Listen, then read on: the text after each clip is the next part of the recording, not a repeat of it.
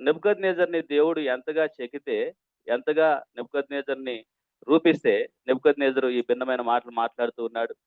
ఆయన దేవుణ్ణి ఎరుక మునుపు అంటాడు, "నన్ను నా చేతుల నుండి రక్షించుటకు మీకు దేవుడు ఎవరున్నారు? మీ దేవుడు ఎవరు నా చేతి నుంచి రక్షించుటకు" అని అన్న నెబుకద్నెజర్‌ని దేవుడు రూపించిన తర్వాత, అనేకమైన పరిస్థితుల్ని నెబుకద్నెజరు జీవితంలోనికి దేవుడు పంపించిన తర్వాత, ఇప్పుడు నెబుకద్నెజరు అంటూ ఉన్నాడు, "నేను ఆయన్ని కీర్తిస్తూ ఉన్నాను, గణపరుస్తూ ఉన్నాను, కొనియాడుతూ ఉన్నాను.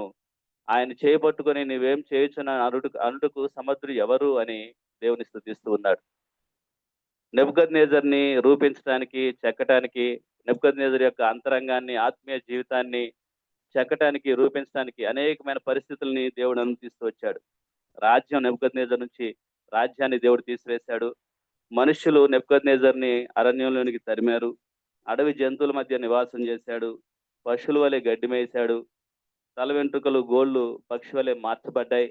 అనేకమైన పరిస్థితుల్ని అనుమతించి తన యొక్క అంతరంగాన్ని చెక్కి ఈ విధంగా విశ్వాసిగా, దేవుణ్ణి కొనియాడే వ్యక్తిగా, కీర్తించే వ్యక్తిగా దేవుడు రూపిస్తూ రూపిస్తూ వచ్చాడు. చెక్కుతూ వచ్చాడు ప్రధాన శిల్పకారుడిగా.